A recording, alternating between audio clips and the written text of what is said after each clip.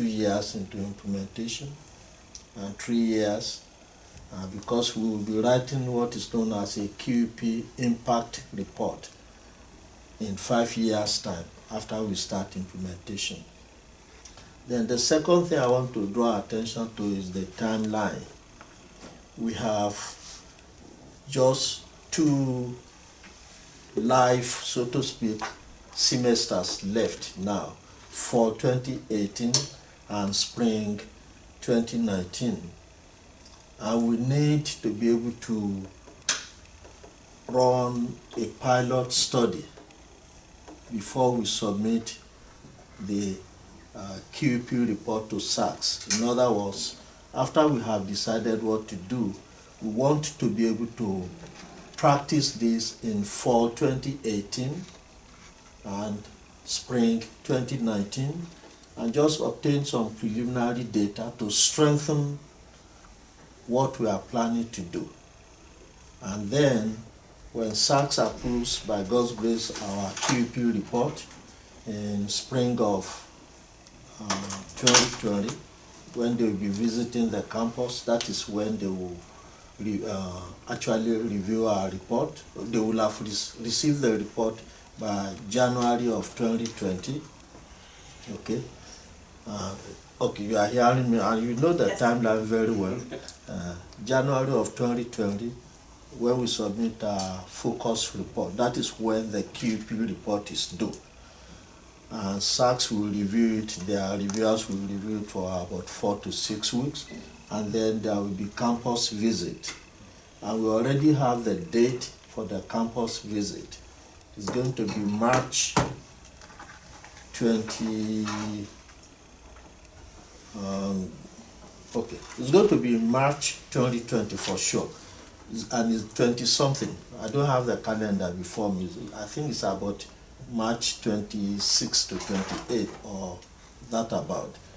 So at that time, the QEP report, which we will have submitted by January of 2020, will have been reviewed. And the purpose of coming to campus really is to actually review and discuss with us the QEP topic. Secondly, they will check our focus report on any of the compliance certification reports in which we may have recommendation from off-site review. We are going to work very hard to see that we do very well in the off-site review so that they could have time to have fun with us, so to speak, with the QEP visit. Having said that, Dr. Bodinoff and committee members, I want us within the next month, please, to be able to come up with a topic. What is going to be our QEP topic? We've got to resolve it now, the topic. Secondly, what will be the primary goal or goals of the QEP? It could be just one goal, or it could be 2. And whatever number of goals we choose, the next thing is we must develop the objectives for achieving each of the goals that we choose. So if we have only one goal, we could have like 3 objectives, things we want to pursue to achieve the goals.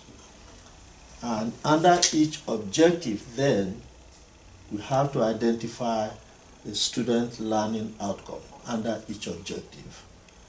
For instance, let me not give this is, I'm happy we got Dr. Marshall into this field.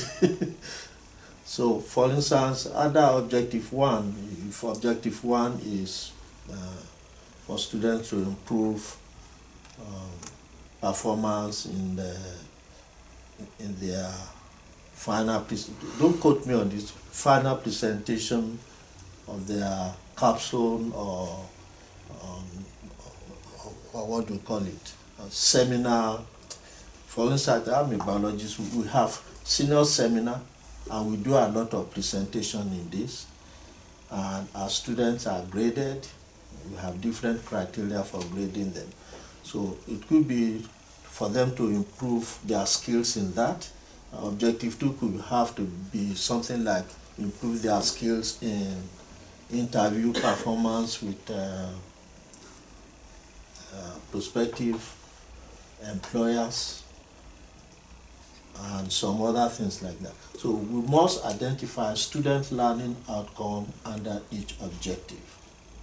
What can we tell the world? What can we tell SACS that this is what our students have learned from our QEP topic? And so, having done that, having said that, Dr. Bodina and Katibo, you are hearing me very well.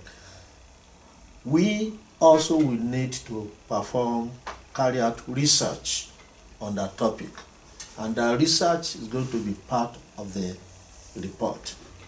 So we have to do a research. I remember in 2010, 2011, it was Dr. Alijani. Our topic was online learning.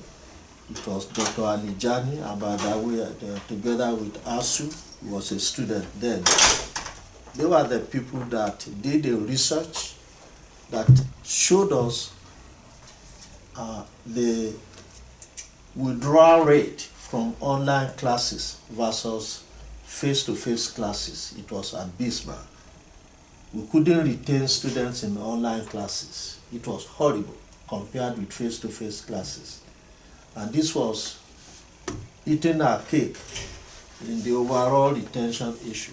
And they provide a very strong data to show that if we could improve the technological skills of students in navigating online classes, we'll be able to improve, which will be a major learning outcome. And we did that, and we were successful in the QEP.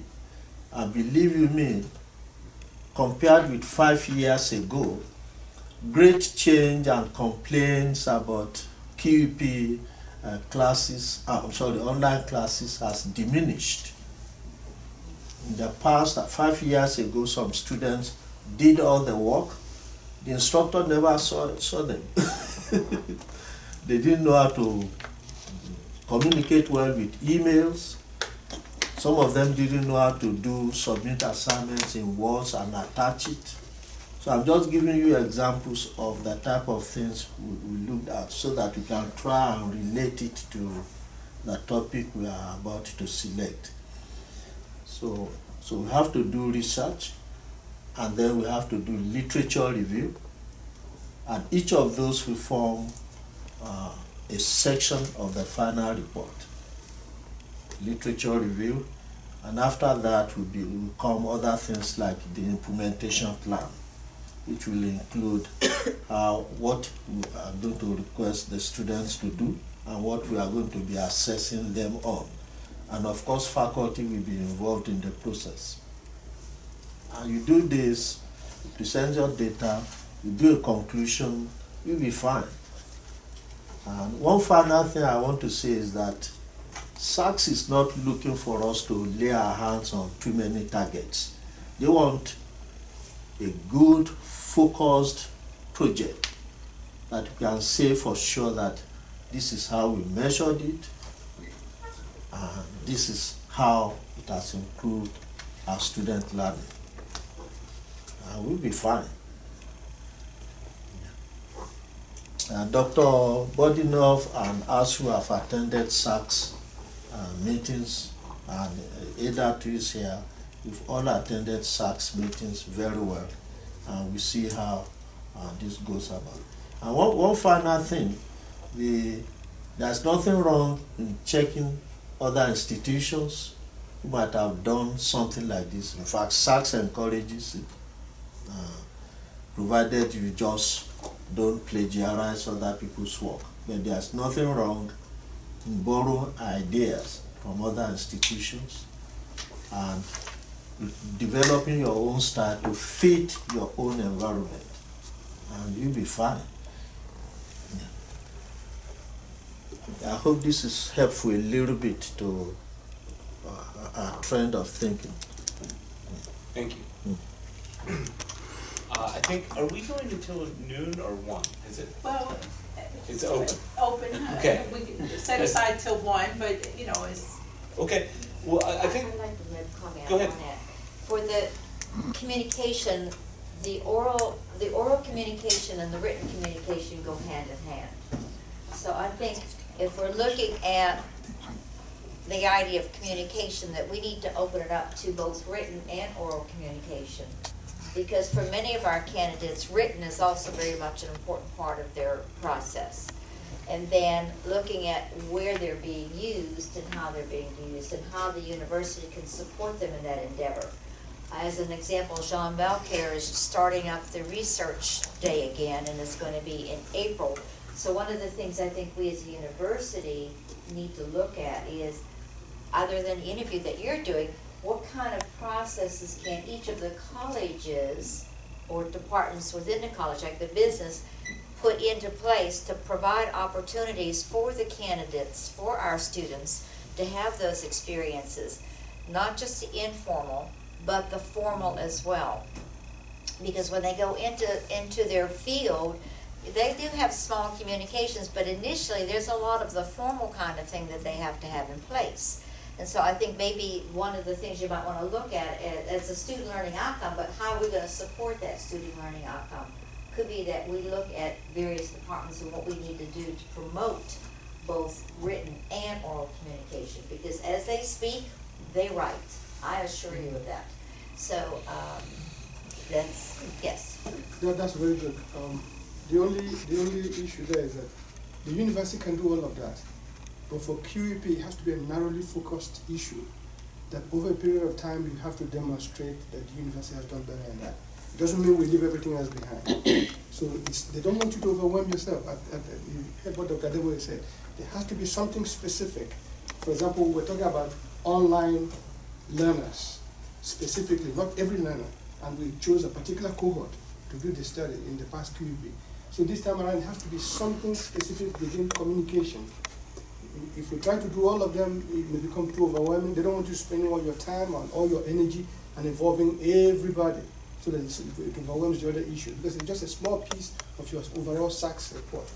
So yes, we can do all of that, but for QEP, we have to narrow down to one track of what can be done, because it will take a lot of time and a lot of money to get the QEP implemented.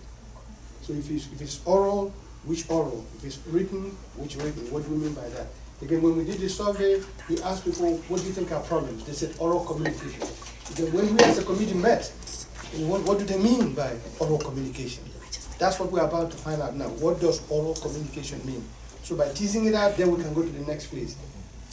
So we're looking then for oral communication for public speaking or oral communication for interpersonal? That's what we're trying to. That was the question. That's what we're trying to get a sense Our of committee here. was split. Some said it's this, some said it's that. So the committee has to come to a meeting of the mind to know where to move. Your hand has been up a long time ago. Yes, thank you. Okay, Sorry so, about that. It's okay. no, you're fine. I'm Taniska Wilson, and I'm the coordinator in the College of Education. So I would like to add that our students have limited or no listening skills. So when you're talking to them or explaining something to them, when they respond, it's usually off topic. That I find that in my experience, it's off topic, and you have to redirect them to the topic at hand to get them to focus. Also, audience awareness, which all of you have already brought up. There is an issue with audience awareness in every area, student to student, professor to student, parent to. There is an issue with audience awareness, and also tone. It's almost like they misinterpret tone, or they can't realize the differences in tone and pitch sometimes, and I find myself having to explain things to them like, okay, I understand what you're saying, you seem upset, but so anyway, I think they need to work on tone, pitch, the English, of course. Many of them have broken English and very limited vocabulary. I have experienced students who were stuck with presentation skills because they did not understand a question, and they did not understand the question because they did not understand a vocabulary word. And then overall, I think a few of our students do really well. I have to put that in there in interpersonal and presentation skills. They do really well. They're naturals and they accept feedback well. But then on the other side of that, some of them are afraid to even get up there to interview. We just offered an opportunity for some of our students to interview with an organization, and it was almost for sure that they would be hired. And a lot of our students are really gifted, they can do the job, but because they were required to do an 8-minute oral presentation, they backed out of it. So a lot of them are afraid, and I think that is because of what all of you guys have said here, audience awareness, broken English, lack of confidence that they can speak well and project well and convey their message, accordingly. So that's my. Very quickly, okay, Go ahead. go ahead. Very quickly, I left 3 components of the assignment. We've already been working on one for the past 3 semesters. We need to show campus-wide stakeholders' participation in the selection of the topics. They don't want to see that the administration threw this to you and say this is what you must do. We must demonstrate campus-wide. Even later on along the line, we can get the alumni to participate more, and even our board of supervisors, we can send topics to them and say, proposal to them and say, this is what we are planning to do. We appreciate receiving your input. Even if it's one person, that's fine. Second, then additionally, Dr. Bodinov here is very publicity. It's a big elephant in QUP. We have gone on SACS on-site visits. Sometimes when you arrive at their site, you will see an emblem demonstrating their QUP. So you're going to have a budget. Don't think about the money. Yeah, just do what you need to do and make a report to the Chancellor and me. And we'll have to find the money if you want to do well in the QUP. So don't think, do we need to buy a laptop? Do we need to buy these special materials for presenting? Whatever the budget requires, please go ahead and just put it together. It's a big part of QUP. Some universities have $2 to $3 million budget on their QUP. Travel, equipment, publicity, newspapers. They develop paraphernalia, cups, and other things, badges, and they give to students and make everyone happy. Those kinds of things. So publicity is a major component that we have to put in mind, and all this tied down to the budget. So, and SACS actually is expecting a whole section of budget. How you are going to finance this. Yeah. And I've seen some institutions, they say the amount of money you are providing here is not enough. Usually you don't spend all you told SACS you will spend. You will find a way of cutting costs. But at least in your report, you just present what you think you need. Dr. Wilson mentioned tone and teaching professional technical writing, constantly trying to get students to understand there is a tone in writing, and I'm sure it transfers to the verbal communication also. And I don't think a lot of students understand the tone that they're bringing to a conversation or to a speaking setting.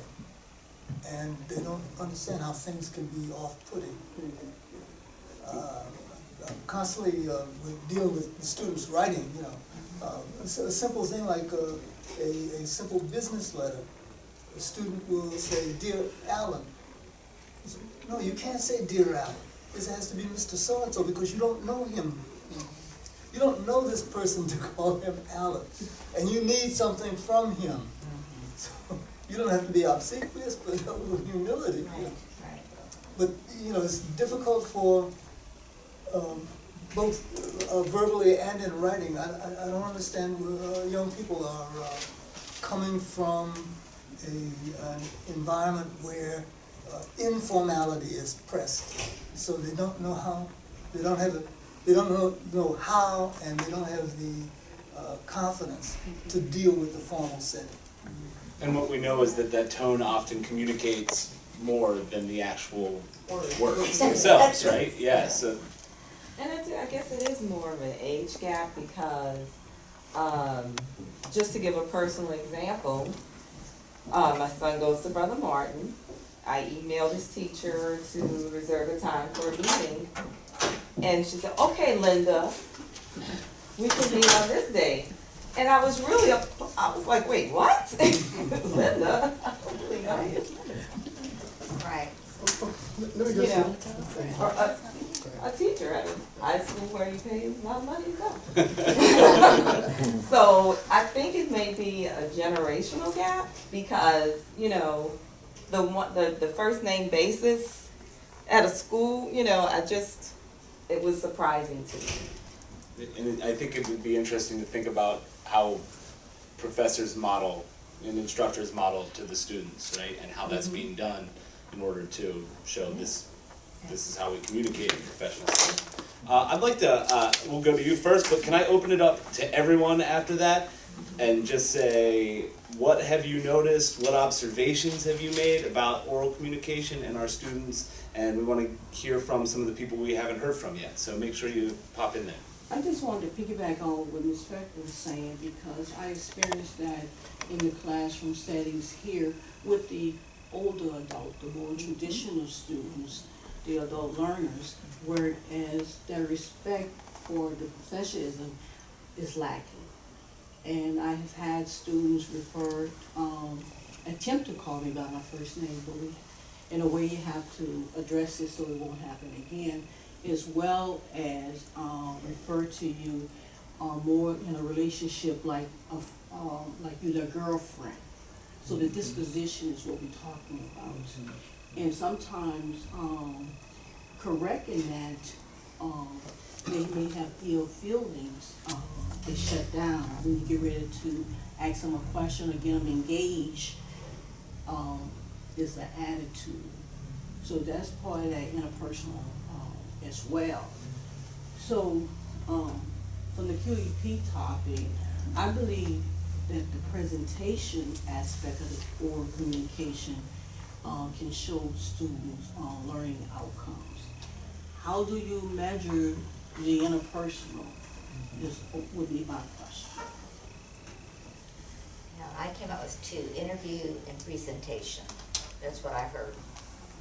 The two, basically, not negating the interpersonal as not being sufficient or significant, but from what I've been gleaning, it's been the interviews and the presentations. It's not always the case, but something that I see and that I tell my students about, of course you may not give speeches throughout the rest of your career, you may not have a job like that, but if you get good at this in this class, you will have benefits in your personal life well. So typically students who are really good at one and confident, that confidence follows them into the other area as well. But with the presentation, if that's one of the goals, can the interpersonal falls under presentation because they will be answering questions and how they communicate. And I think that's a way to measure it. Thank you. let's get the topic first before we start deciding how to skin it. But I wanted to say something. I'm glad you said what you said because as a dean, I deal with a lot of conflict resolution. Almost every week there's a conflict to be resolved. And many times the conflict has to do with pitch of word. The student says this faculty was shouting at me, was insulting me, was saying this, or vice versa. The faculty will say this. For example, I come from a language background which most of the words are in vowels. You see, I'm already shouting. So we do this, there may be one consonant in a very, but everything is just vowels, so it's so high. So when you see us talking, we are shouting, because that's how we talk. The language is full of vowels. So like if I want to ask you a question, are you coming? Because it's a question mark, I'm going to raise my voice. Because in a place, when you're asking someone a question, you have to raise your voice. So, but someone does not understand that. And so it creates a lot of issues. You are telling someone is not shouting at you. They're just expressing themselves the way they express themselves. And also when we talk, you have to move your hand. If I'm talking to someone and I'm saying, are you okay? So you have to demonstrate when you're talking. So sometimes people don't understand that. And when I go to a formal interview, I have to remember to put my hand down. And so those are some of the things I have to be conscious of, because this may not be tolerated. But when I'm talking to someone else, you see, I'm still waving my hand. So you see, those are the kinds of things that are taken for granted activities that may be disruptive in terms of oral communication that people don't know. Now, in a formal presentation, I'll do okay. But once it comes to informality, I may lose it all. Because all of a sudden, I begin to scream and shout and adapt to my normal way of speaking. So if I'm not conscious of that, it becomes a problem. That's the same thing. So when a student comes to me and says, this faculty has been screaming at me, I won't say, who is it? And then I have to start from there and go on and on and vice versa. When the teacher comes to me and says, such a student, I have to say, who is it? So it makes sense for me for us to understand that pitch alone could create the conflict, because no one has any ill intent. It's just the way it was said. It's interesting how intercultural is part of that. And we're in a global community. We're in a global village now. So America is only 2% or 3% of the world population. So how do you talk to the rest of the people out there? Dr. Bodigan, please have you made available the QEP section of this document to the members? I've already done it. Yes. Which is the descriptor is section 7.2. Yes, Which I've is already distributed. QEP, because it gives the rationale and notes on the QEP and explains virtually all we have been talking about, the components. So it's very important that all the members are aware of it. And then it has questions to consider and sample documentations and reference to SAC-COC documents and so on and so forth. So please make this 3-pager is very important that every one of them will have it as we are moving on. Would anyone else like to share observations? Go for it. I think you're. I've been listening for a while now, and I observed very well, and I wanted to make sure that we understood that we only have 2 students here on the panel. Right. And I'm And very. they're both business majors. And they're both representing only one faction of the entire population. All right, so and I've been making lots of notes, and I understand from Dr. Adeboye that we need to construct this topic before ending the session. Somewhere in here, in the topic of interpersonal and public speaking, we have to go to the root of the matter, and I haven't heard anyone speak of it yet, but it's literacy. In order to gain confidence in your speaking ability, you have to understand the English language. And in order to do that, you have to freely and avidly read on a daily basis. So I don't know if you're hearing it as a reflection of the public speaking course, in business courses, English courses, but if you're asking someone to write on the collegiate level, they have to really understand the importance of reading outside of academia. And cross-reference that to their daily practice. We're not going to solve it in a matter of a year with QEP. Yes, we can make strides, improvements, but at this point, what I'm gathering from my observations of being here for 9 years, also as a student years ago, and how populations intermingle in the lab and on a daily basis, they're not getting that, life happens outside of college. Yes. And communication happens, you're being interviewed even informally. So you have to understand that, and students have to understand that, just because you have to make a presentation in the course, doesn't mean that that's where it ends. And I don't think they're getting that. So at this, really, if we really wanted to make an impact on this topic for the QEP going forward, I think we need to get back to literacy and maybe starting some sort of training on a speaking basis publicly, maybe bringing some Toastmaster classes. And I'm just throwing out some sort of solutions in order to somehow back